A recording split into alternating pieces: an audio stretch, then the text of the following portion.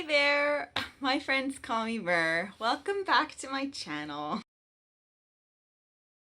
First Nephi chapter 3. So after Nephi finishes praying, he goes to see his dad. And Lehi says, hey, God told me that we gotta go back to Jerusalem to get these plates of brass from Laban. It's the record of our fathers and it has all the record of our religion, has the Torah and all this fun stuff. By the way, Laban is like this powerful man, very rich. For some reason, he has these plates. And Lehi says, God has favored you because you are faithful and you don't complain and you get the job done. Take your brothers. Heck no! That's gonna be super difficult. Well, God said it, not me, so you gotta go. I will go and I'll do the things the Lord commands. I know the Lord will find a way. He wants us to do this stuff. The Lord will find a way for us to do the things he tells us to do. That made Lehi very proud. So they went to the wilderness, back to Jerusalem, which probably took like at least a week. And then the four of them, they were like, okay, what's the plan? Because for some reason they didn't talk about it the entire week on the way there. Men. So they cast lots, which is like, you know, picking straws, playing rock, paper, scissors to find out who's gonna go to Laban's house to ask for the plates. And Laban won. Hey, what's up, Laban? Can I have those plates? No, they're mine. Get out. So Laban went back to his brothers and was like, it's useless. We can't get them. So we just gotta go back to where our dad is. And Nephi says, nope, we gotta try again. God told us to get the plates to preserve our language and to preserve our genealogy. We gotta get them. Let's go back to our house and get all of that fancy treasure we left at our house and trade them for the plates of brass from Laban. Oh my gosh, it's like some divine intervention telling them to leave it behind. Yeah, okay.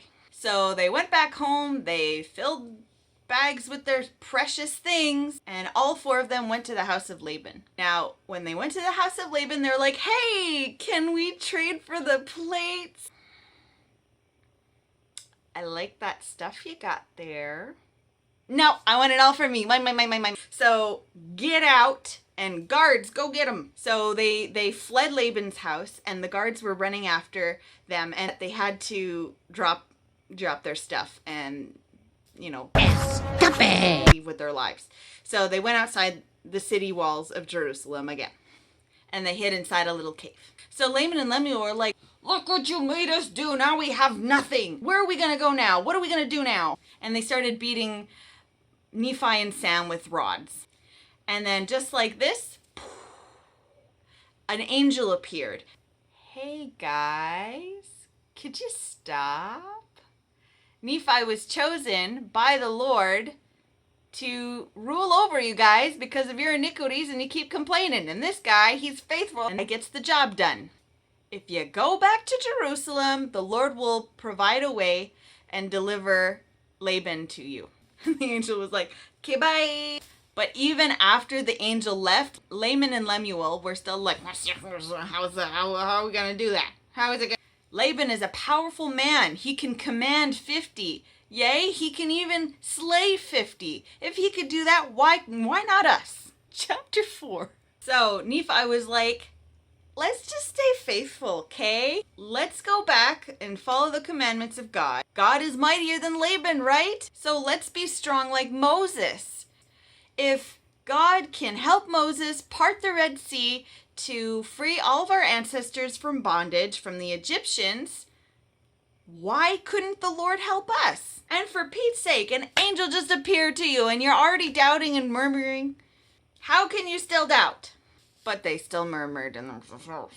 So they waited until nighttime so they could go back into the city of Jerusalem without being seen. So they just went right outside the Jerusalem city walls and Nephi went in by himself. He says he was led by the Spirit, not knowing what he would do next. But he went forward anyway.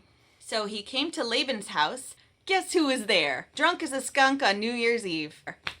Boom! Laban! And he just passed out right in front of Nephi. And then Nephi saw Laban's sword and he picked it up and he was compelled to slay him. He was like, I'm gonna quote, "And I drew it from the sheath thereof, and the hilt was thereof of pure gold, and the workmanship was exceedingly fine. And I saw that the blade thereof was of the most precious steel." Much like King Tut's. This dagger was found in King Tut's tomb in 1925 by archaeologist Howard Carter. Don't you think it resembles exactly what Nephi described? Anyway, okay, real talk. For me, it took me a long time to recognize what that little voice in my head was. I know it makes me sound a little crazy because it sounds a little crazy. It sounds like me having a tiny idea. It's not someone else's voice. It's not like a booming God's voice or an angel or anything like that. A lot of times I question, is that me or is that the spirit? But anyway, when I don't listen to that little voice, bad things happen. And it's just the tiniest little voice. And I'm pretty sure that's what Nephi heard. For example, 2 weeks ago, I was going to Grandma's house. And I was packing my bag. And I had this idea to pack some clothes for my toddler. Now, he hasn't needed a change of clothes for like a year. So I've never had that idea. I've never had that thought, that prompting. But this time I did. And I was like, nah, it should be fine. Crazy enough, 30 minutes within arriving, he drank a glass of water and it spilt all over him. He was drenched. I never pack clothes. Why would I have that idea and then have something that bad happen? Is it coincidence? I think not! So I'm sure Nephi took out the sword and the dagger from the sheath and he was like, is that me or is that the spirit? I can't kill anyone. That's against the law of Moses. That's against the commandments. And then an angel appeared. The angel said, "This is the Lord delivering Laban to you. The Lord slays the wicked to bring forth his righteous purposes. It is better for one man to perish than for an entire generation to dwindle in unbelief." He was going to kill you, and he took your possessions, and you gotta, I'm sorry, Nephi, but you gotta do it. I'm grateful that the angel mentioned those things because it's almost like Laban had those opportunities to listen to his little voice. Oh, I could have given the plates to Laban right there. Nah. Oh, they're willing to pay me for the plates. Nah, I want their stuff too. The Lord gave him a chance. And then it got Nephi thinking. He's like, well, dwindle in unbelief. How can my kids, my children, obey the law of Moses, obey the commandments, if they don't have the commandments? And then he also thought, well, also, the Lord said that if you do not keep my commandments, you shall not prosper in the land. And he was like, this is the Lord delivering Laban to you. I am not throwing away my shot. Okay. So, as much as Nephi didn't want to do that, he killed Laban. And then took Laban's armor and took the sword, took the dagger. So then he went into Laban's treasury and he found a servant there. And he was like, "Hey, servant, I want my plates of brass. Get them for me." So he gives him the plates of brass. And then Nephi was like, "Okay, well, come with me." And so Nephi leaves the city with this servant.